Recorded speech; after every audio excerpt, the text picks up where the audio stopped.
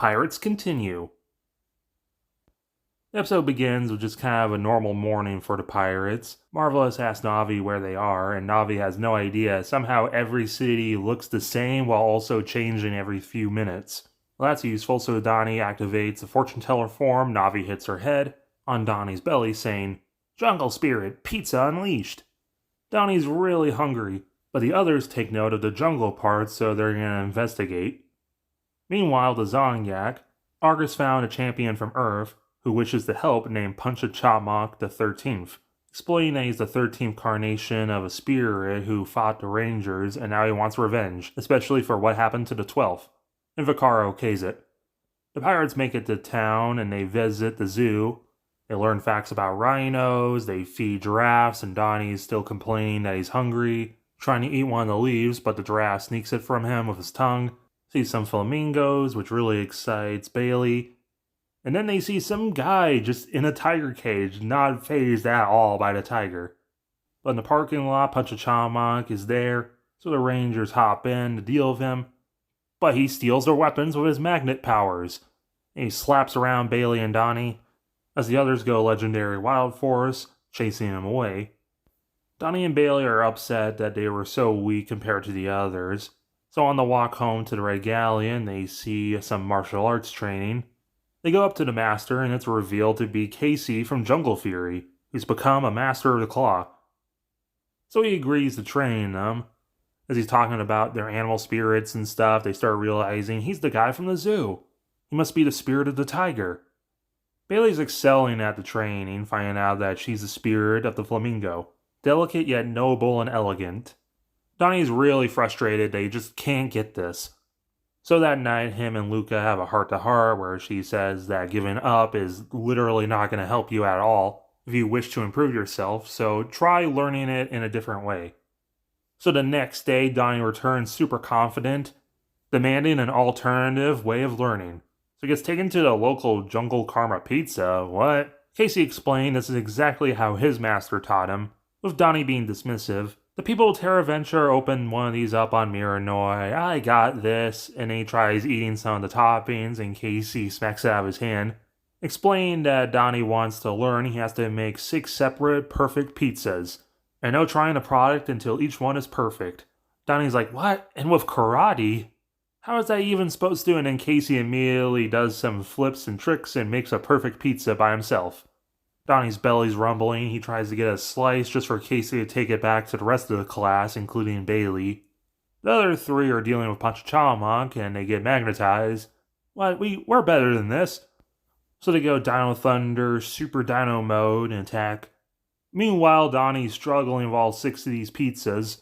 What are these toppings he's asking for? Sun-dried tomatoes, blue potatoes and cabbage, pineapple and corn, jalapeno and matcha, beet and strawberries, and then just cheese. After a lot of trial, error, and pizza ending up on the ceiling, Donnie finally gets it, revealing his animal spirit is a squirrel. Donnie has a very similar reaction to Adam finding out that he's a frog. But Casey explains, though being very underestimated, he's very resourceful and adaptive, and Donnie starts feeling just like Ratatosker. Meanwhile, the others, Punchachamak had his extra arms upgraded, but luckily, just in time, the other 2 show up and they go Legendary Jungle Fury Spirit Unleashed. The Jungle Fury theme plays as they defeat him, Donnie and Bailey smashing his extra arms, and then the Megazord launches out all the other animal spirits. Then it's revealed Casey doesn't even work at the zoo, he just likes feeding the tigers. Heading to the Jungle Karma Pizza, it's revealed that the Just Cheese is for himself and his students, and the Rangers get to have the pretty patty of pizzas. The episode begins, another day, another invasion by the Zongyak, even using the dragon, and some unused footage from past seasons to show that other Rangers are dealing with the Zongyak. Vaccaro is furious, screaming that he can't conquer this worthless rock for his Emperor dad with all this incompetence around him. "Argus, fetch the royal rubber ducky, I'm having a bath." Tamara sighs in frustration, but Olivera says that we can increase the bounties all I want, but let's try being a little more tactful. They keep using those keys, what if we take them? So she hired the Parasite twins. And the one that already has a permanent host is going to fling the smaller one into the Red Galleon to try and steal the keys.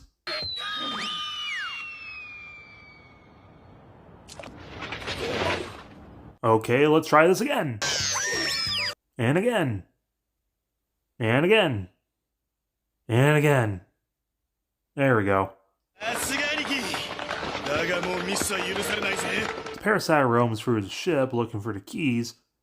Marvelous and Luke are playing catch, Joe's working out, Bailey got some nice donuts that she wants to freeze and keep for a rainy day, and Donnie gets hit in the head by the ball.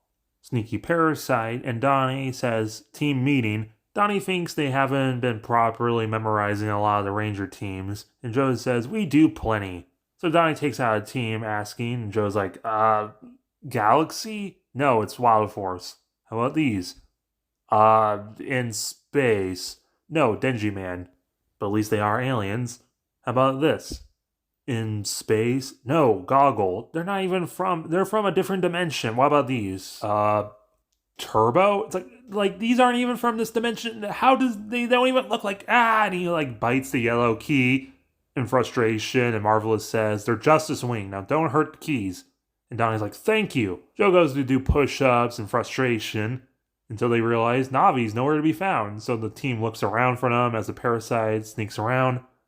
Donnie accidentally knocks over the chest with all the Ranger keys in it, so they pick up the parasite still stalking around, until eventually they're alone in the main deck. They can grab the keys until they see Luca and they hide, but with the donuts, so Luca accidentally bites into the parasite, sending him flying. The rest are trying to retrace their steps. Donnie remembers passing out, holding Navi. Donnie's saying, we gotta find our favorite pet bird. And Marvelous reminds him, don't call her bird. She's more than that. You guys really mean it? What, Navi? Turns out Navi just hit the beaches because, hitting their head and telling all these fortunes takes a lot out of you, and then they tie Navi up for making them worry so much. Make them give the next fortune, they spin around, tied up. Notice how Navi, when they don't hit their head, gives a more clear fortune, saying the path to the greatest treasure in the universe lies in the turtle-shaped island in the sky. Parasite Brother reveals himself, so that's what you're looking for. Oh wait, as Joe then hits them out of the ship, and we finally get to the action.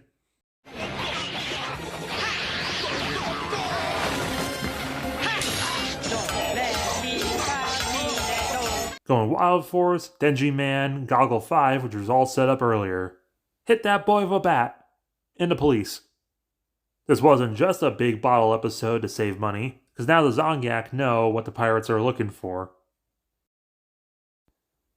The episode begins with the pirates searching for the Animarium, with Donnie saying it's a literal turtle-shaped island covered in giant animal zords.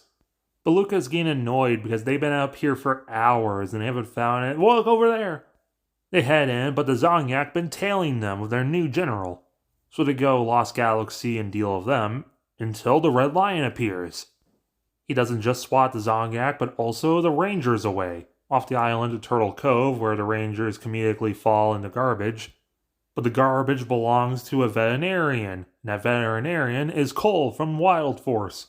He's both a veteran ranger and a vetician, explaining that he knows about the Rangers because of the news, and when they explain about what happened with the Animarium, Cole explains you can't force it. The Red Lion's a living creature. You have to earn their trust.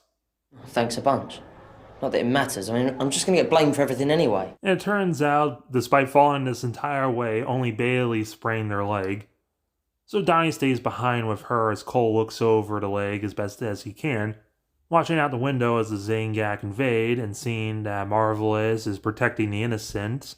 This actually proves themselves worthy of the Wild Force powers, so they go Wild Access! We get the awesome Wild Force theme. They even use the finisher from Wild Force. And when they grow giant, we hear the call of the Red Lion as he approaches, helping out the Rangers and letting them go legendary Wild Force Megazord, forming a new ally they can call whenever.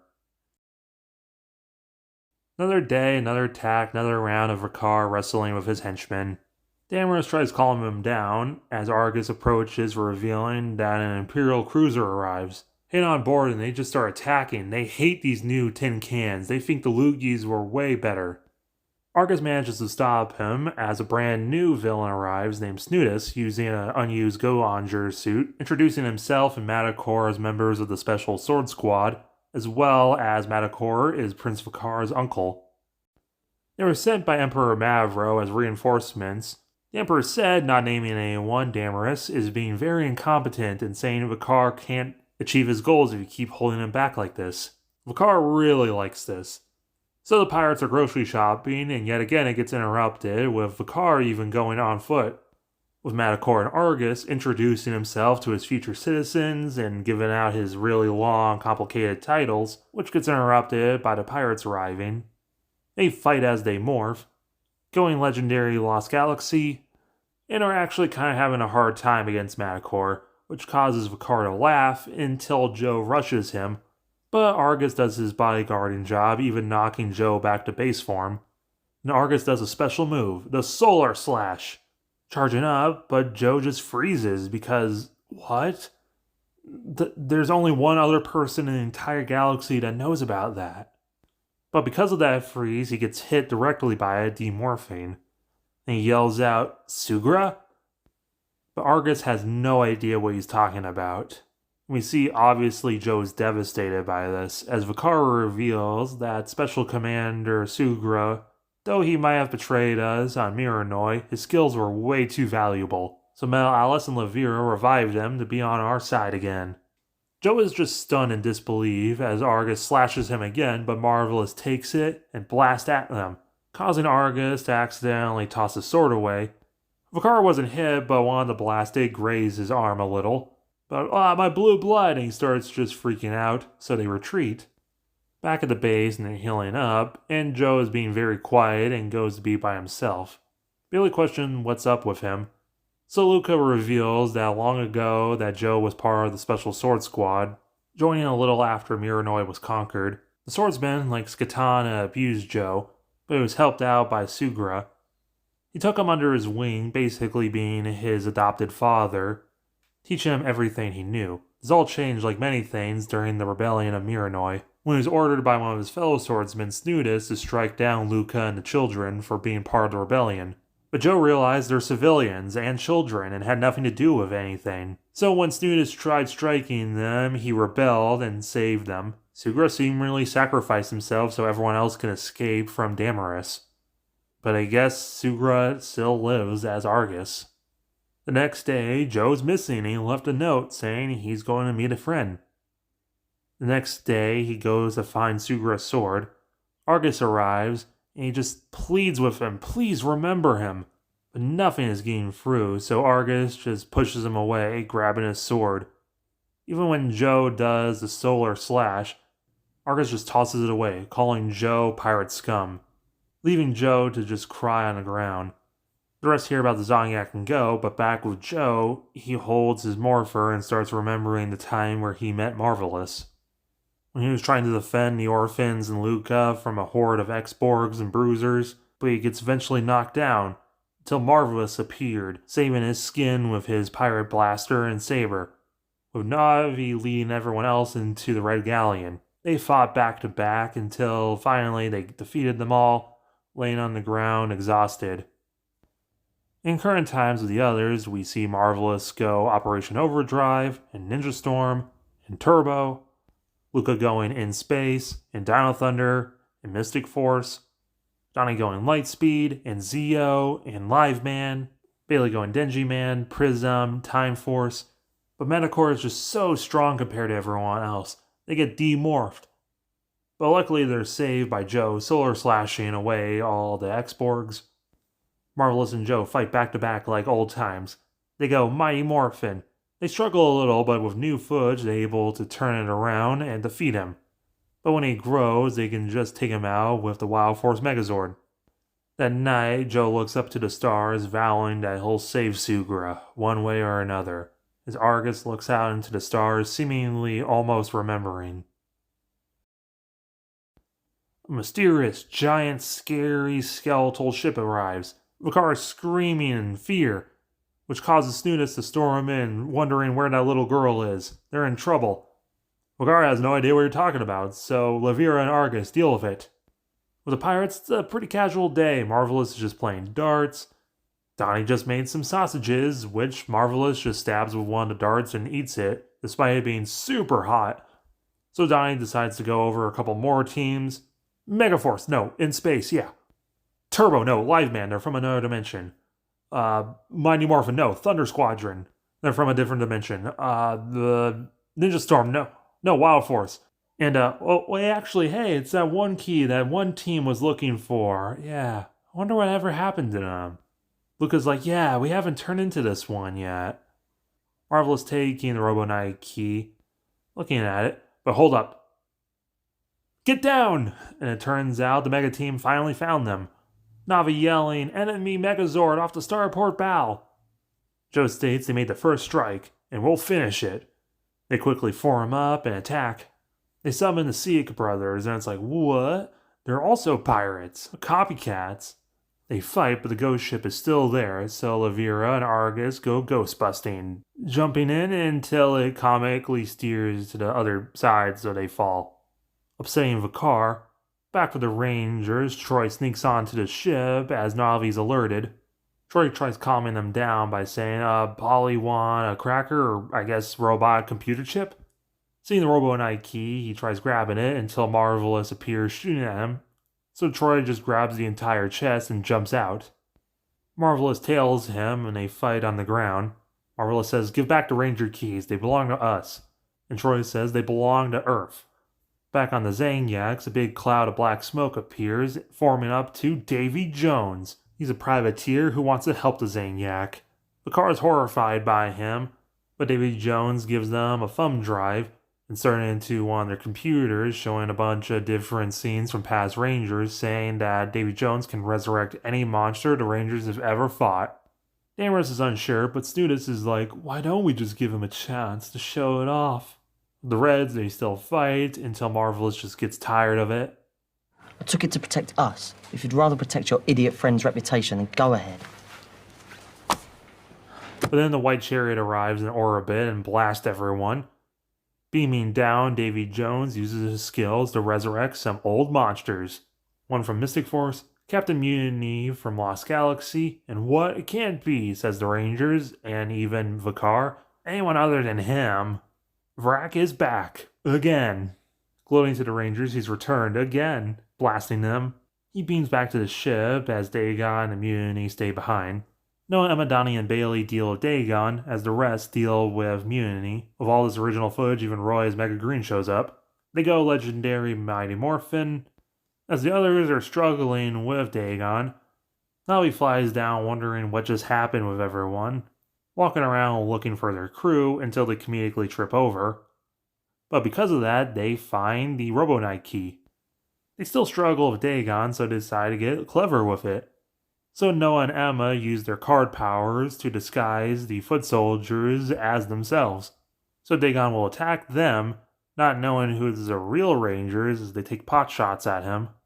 But they quickly run out of foot soldiers, but luckily, Robo Knight takes out Dagon, Mutiny retreats, everyone meets back up and the Mega Team's excited to see Robo Knight's back. But Robo Knight thanks this little robot bird for saving his life by using the Ranger key on him, and now he says not to call her Bird. Back with the Zanyak, Vakar's in his own personal hell.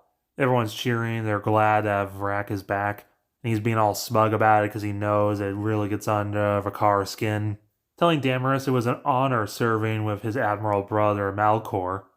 Brothers supporting brothers is something I love to embrace.